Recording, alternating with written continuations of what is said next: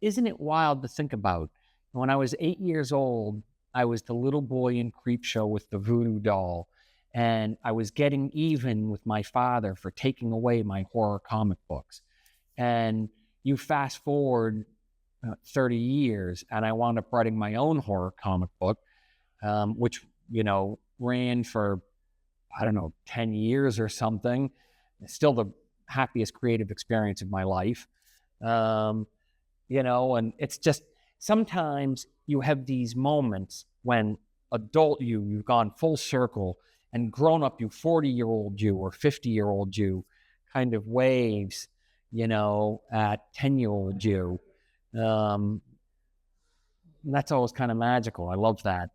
I had that recently, with, when I was 12, bedtime was 8 p.m., but I could stay up an extra hour if I was in bed and reading. And I discovered I could read one Sherlock Holmes story in an hour. So I read my way through all the Arthur Conan Doyle stories in the course of 2 months. It took me 4 nights for each of the books. Last year, I was asked by the Conan Doyle estate if I wanted to write a Sherlock Holmes story, and I had a great idea for one, too. I'd been sitting on a good idea for one for 2 years. So I wound up writing a story for them called An Exercise in Murder. And I think it came out pretty well. It'll be out in an anthology at the end of this year. But I do feel a little bit like I had a chance to say hello to the 13-year-old sitting in his bed reading those stories. I was able to reconnect with him, and that was pretty great.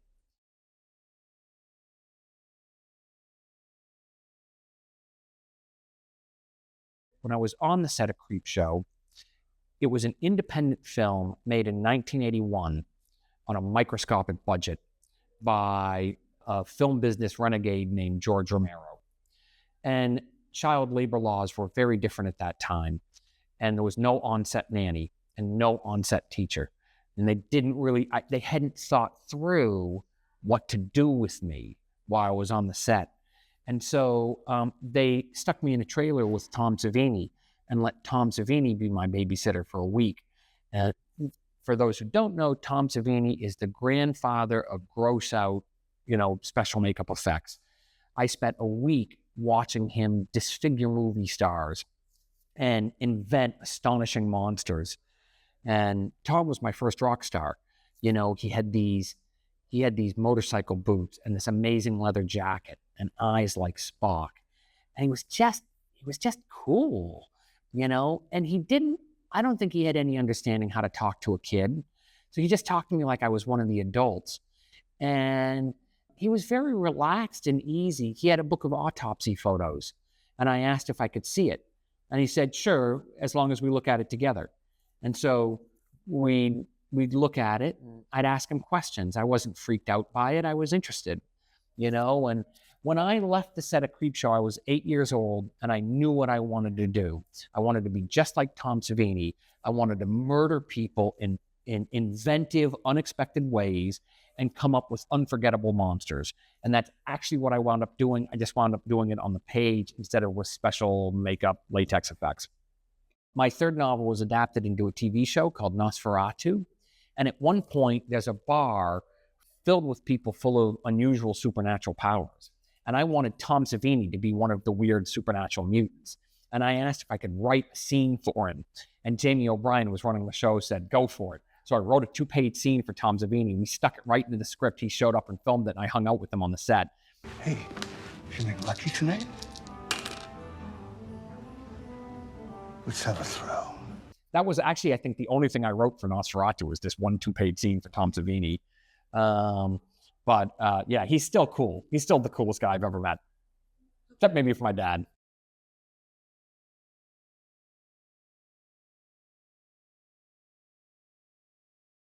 I take the attitude of a farmer. You can't plant the same crop in a field over and over again without burning out the soil. But they keep the field rotating to keep the soil fresh and alive. I mostly followed that practice throughout my career, going from screenplays to novels to short stories to comic books, with a belief that practice of one will help inform the practice of another. So writing a screenplay is all about action and dialogue. And it's great if you can bring that mentality into writing a novel, because then you can create a cinematic experience on the page, which readers love. Readers they don't want it to feel like homework. They want to see the movie in their head and they want to fly along through the pages. At the same time, you can explore someone's inner life in a novel in a way you can't do in almost any other format. If you work at it, you could bring that psychological depth to characters in a comic book who are literally two-dimensional pictures on a page. But if you can shape them with some psychological nuance, you can elevate the story beyond the typical comic book story of a guy in tights with a cape punching some freak in the face, and so that's one of the reasons why I look for, you want to find the qualities in each form and work that form to the max. But then you can bring some of what you learn in that form to the next thing, even if it's something completely different, even if you're going from a comic book to a novel.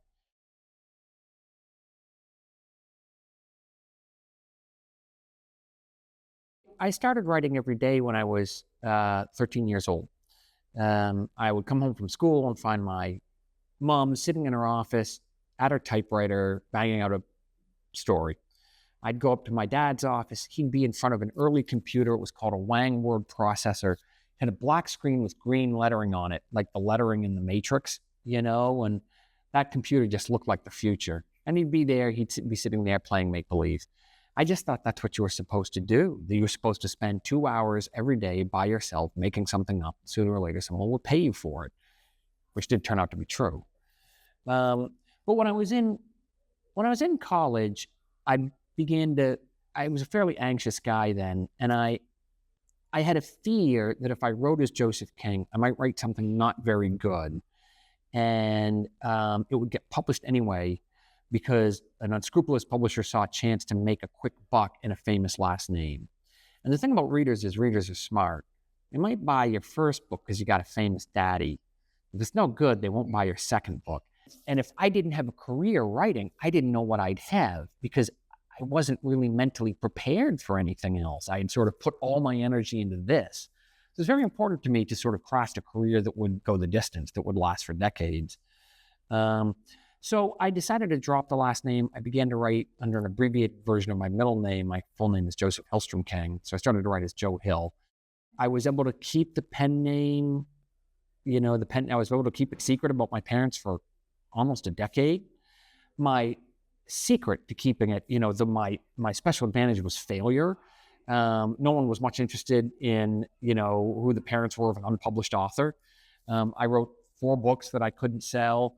I wrote dozens of short stories, and racked up 1,000 rejection letters. And along the way, I had also, after college, decided I was going to write mainstream literary fiction, to sort of escape the kind of stuff that my dad was known for.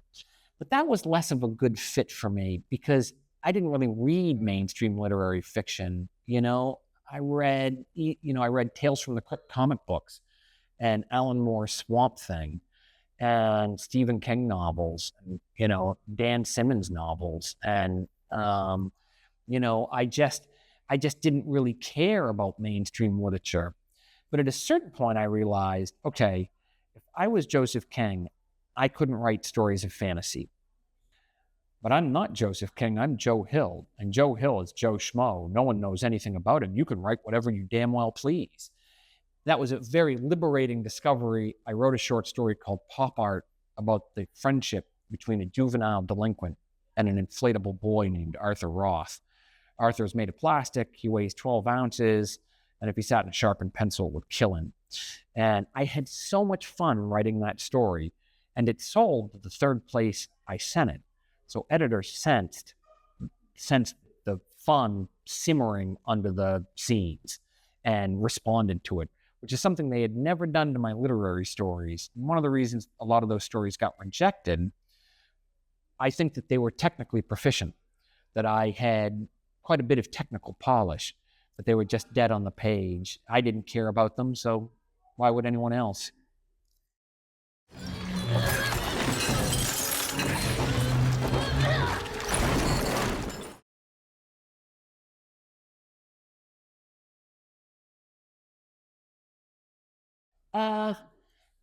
Well, in America, Britain, Europe has Mary Shelley, it has Bram Stoker and Robert Louis Stevenson. America has Poe and it has Richard Matheson and Shirley Jackson. There's a smaller pool of influences to draw on. Matheson wrote genre fiction, but it was his prose style was stark,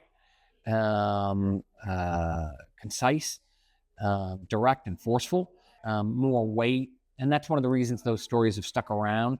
The big reason the stories have stuck around is because they create classic scenarios, though. His short novel Duel is a perfect work of existential horror.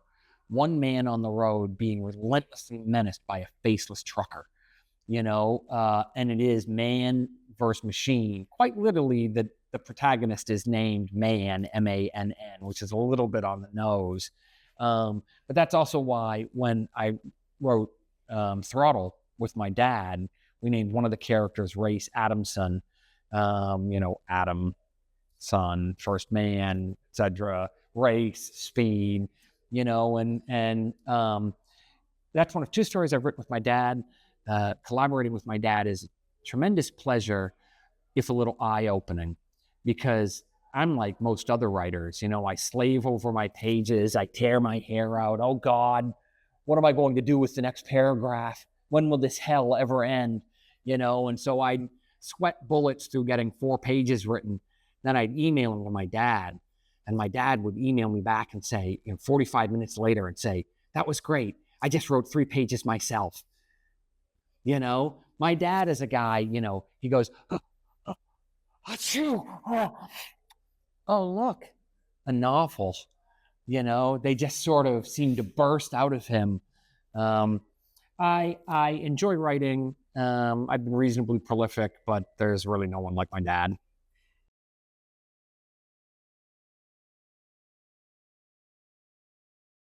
I had a chance to write a continuation of Dracula in my short story, Abraham's Boys. That's a very old story, and it was made into a terrific movie. Titus Welliver starred as Professor Van Helsing. It was filmed on an extremely low budget, came out last year. I don't know if it's been released in Spain. Terrific little picture. It's, it's like they made it for less than $1 million, and it looks like the scenes that take place during daytime look like a John Ford Western. The scenes that take place at night look like an Alfred Hitchcock horror film. Terrific little picture. But I wrote that story when I was still very much a young, struggling writer who couldn't sell a novel to save his life. And I had written a few short stories that had been published in genre magazines, had a few prize nominations. I saw an open call for submissions for a book of stories about Van Helsing.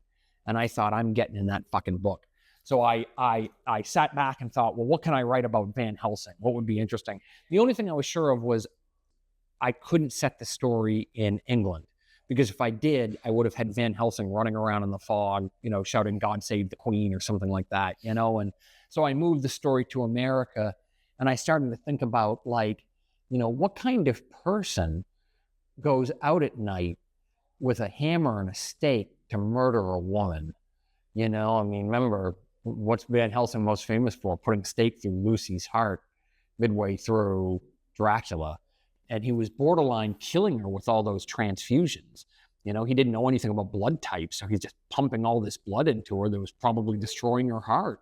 And so it began to cross my mind that maybe Van Helsing was a fanatic who enjoyed the hammer and the stake and the moment of, killing something screaming and helpless.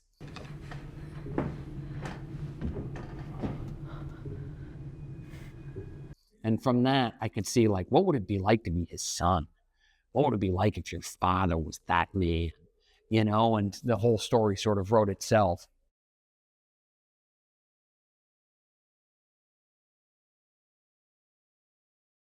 I've occasionally were asking about, when do I play with fan fiction?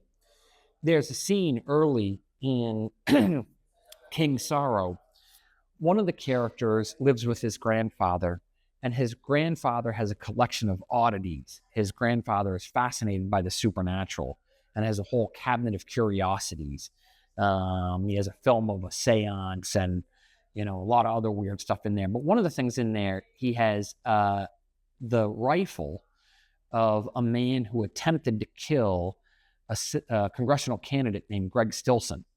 The rifle belonged to John Smith, who was the protagonist of The Dead Zone. And my characters look at this rifle and talk about it. And so this was kind of a chance to riff on The Dead Zone, which is my favorite of my dad's books. I also didn't ask for permission. I just stuck it in there. I thought, if he doesn't like it, he'll tell me.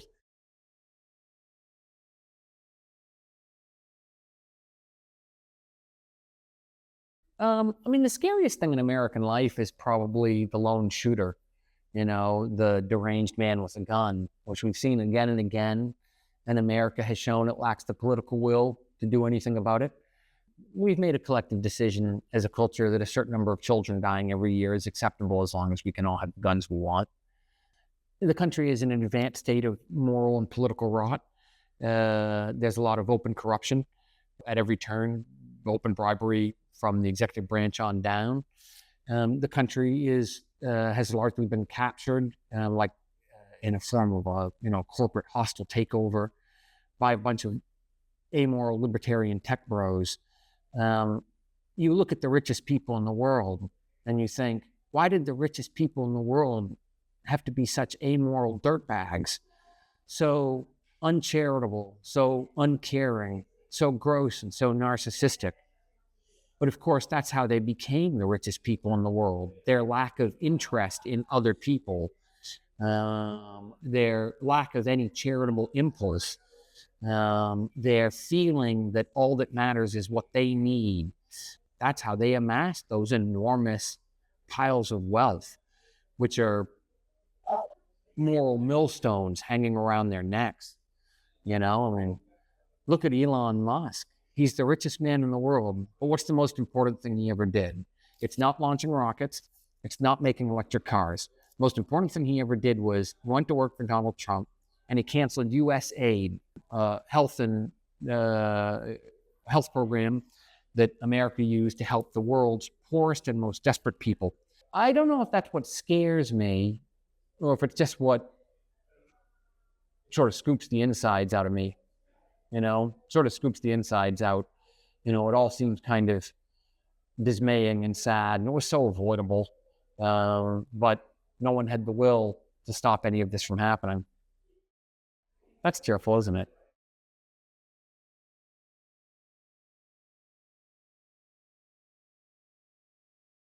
The first one was just such a beautiful experience. I'm so delighted it was a big success, and really, I've been lucky to have a few things adapted, but that's the one that I'm most thrilled by. And it was a case of sort of like everyone bringing something of their own to it. So 30 minutes of that film, the first film, is just the short story, right down to all the dialogue from the short story. Every plot development, it's all right there on the screen. But if they only filmed the short story, they would have had a short movie. They wouldn't have had a feature-length picture. So there's also all this stuff in the film that's autobiographical, about director Scott Derrickson's memories of growing up in dirty North Denver in the 1970s. And it's a reflection on what that was like. The rampant alcoholism in the neighborhood, some of the brutality at school, the brutality of home life. And I think that's the heart of the picture, really. The part of it that's almost like memoir is really powerful. And then C. Robert Cargill, the co-screenwriter with Scott Derrickson, he figured out a kind of escape room mechanism. How is Finney going to get out of the basement? He came up with all these ideas for how Finney could kind of, solve one piece of escaping and another piece, and how it can all come together at the end. And so, we sort of joke that in some ways, the film is almost like the horror movie version of The Karate Kid, with the ghosts that Finney talks to on the phone serving as his mentors to train him for the final battle. They didn't know if they wanted to do a second film. which makes sense because the first film was sort of perfectly contained. But I was talking to him and I said, well, what if the next person to call Finney on the black phone is the grabber? Hello? Is anyone there? Hello, Finney. What if the grabber calls Finney from beyond the grave? What would happen then? And that was sort of their leaping off point. And then I had another suggestion about, we've heard that Finney's mother killed herself. But what if there's more to her suicide than we knew? Is there something we can explore? That feels like a trap door into the next movie. What if we don't really know the story? That was a kind of tossed off thing in the first movie. But what if there's more to it? So those were my two contributions to the, second film. But then C. Robert Cargill and Scott Derrickson just ran with it and, invented their own stuff. And Scott was able to explore some more material about his own childhood. And, it came out really well. It's a lot of fun.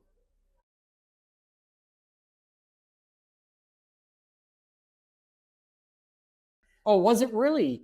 That's so interesting. It was right after the second take was canceled. So that second version, in some ways, of the three pilots, the best of the pilots is the second one, which was never released. Okay, that one was directed by Andy Muschietti, and he tackled it right after finishing directing It Chapter 1. And he brought all the energy of It Chapter 1 into that pilot.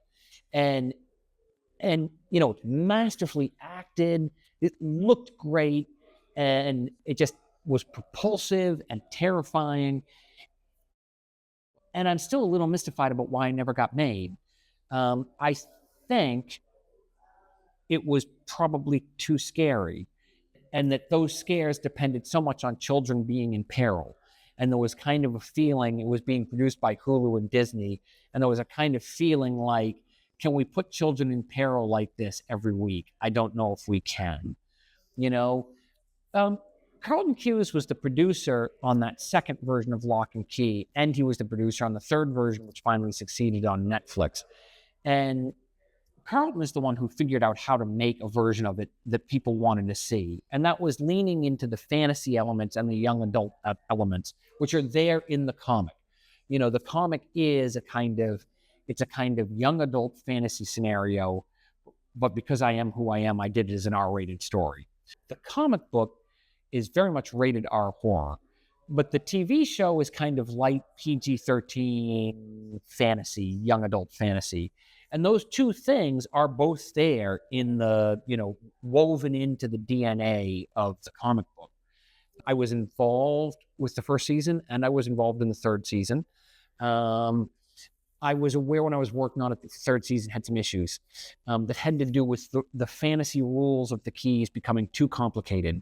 In the comic book, it's always pretty simple. And I feel like the reader can always look at the page. You don't need any special knowledge to understand what's going on. But to understand how the keys work in the third season of the show, you really almost needed to do some homework. And I think that kind of sapped some of the fun out of it. But the first two seasons are great. The first two seasons really hum. And I feel like did everything that was there to do in the comic book. The first two seasons had the comic book to work from. The third season was using some ideas that might have been developed in a possible World War Key, Locke and Key series that never came to fruition. But so they didn't have as much material to work with. They were kind of shooting in the dark. And, and again, when you spend too much time working on the rules, when the rules get too complicated, it wrecks the fun.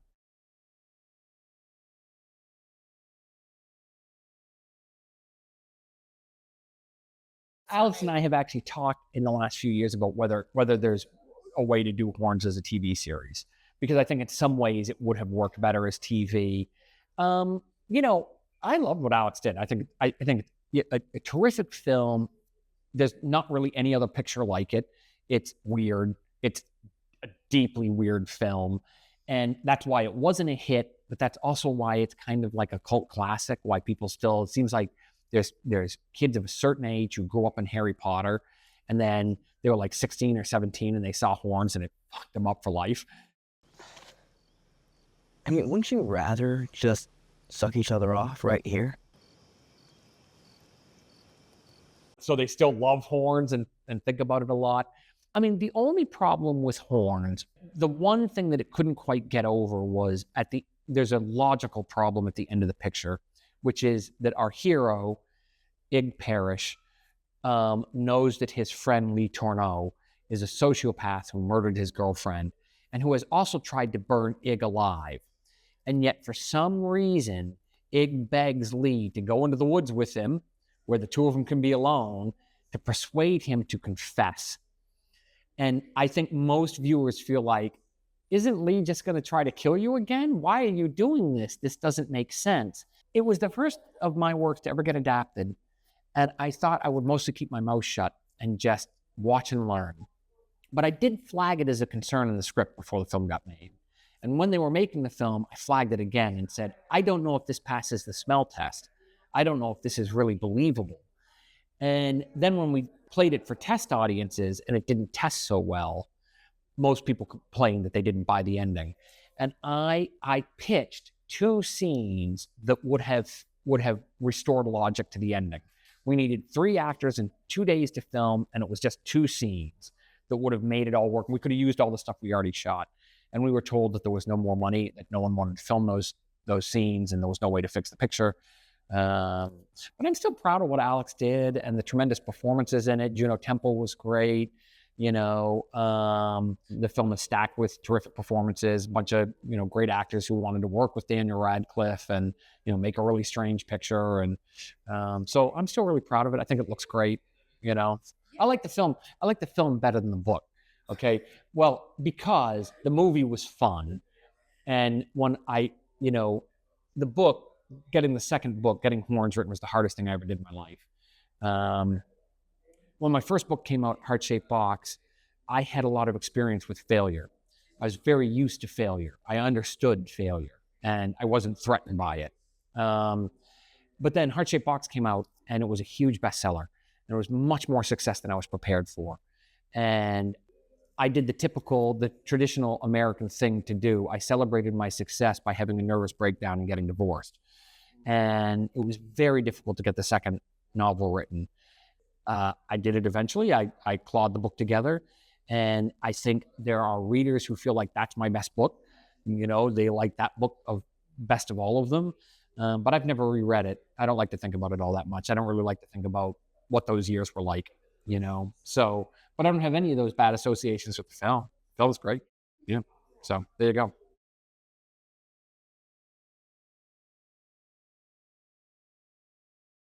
I hardly understand myself when it comes to deadlines. I would say for the first big chunk of my career, I missed every single deadline I was ever given about writing novels. And I never missed a deadline for writing comics. I was like clockwork about producing comic book scripts. But if I had a 2011 deadline for the next book, I would think, well, what's wrong with 2012 or 2013? What's the rush? And now I feel like I've started to stack up some work. So I actually feel like I'm a little bit ahead of the curve as far as deadlines go. Like now it's kind of the other way around where I'm like, what can we do to push stuff faster through the publishing pipeline? I had hoped to have the new book, Hunger, out this year. But the machinery around my publishing is sort of organized for a book every 3 years. And so I think it's been a little bit of work trying to recalibrate things to see if we can't get to a point where there's a book every year. I feel like that's something I can do now. We had King Sorrow in 2025. Hunger is in third draft and is in pretty good shape. I'm working on the next book. So now I'm trying to push the pedal down and see if, we can't produce a faster flow of prose fiction. I mean, I've always had something new coming out. That's one of the pleasures of comic books. It's a monthly medium. There's usually a new graphic novel every year, and I always felt that sort of, in the long wait between novels, that kind of kept my profile alive. But I'm not really working in comics anymore, and I feel like we're in a good position to roll with the novels, and so that's what I'm trying to do.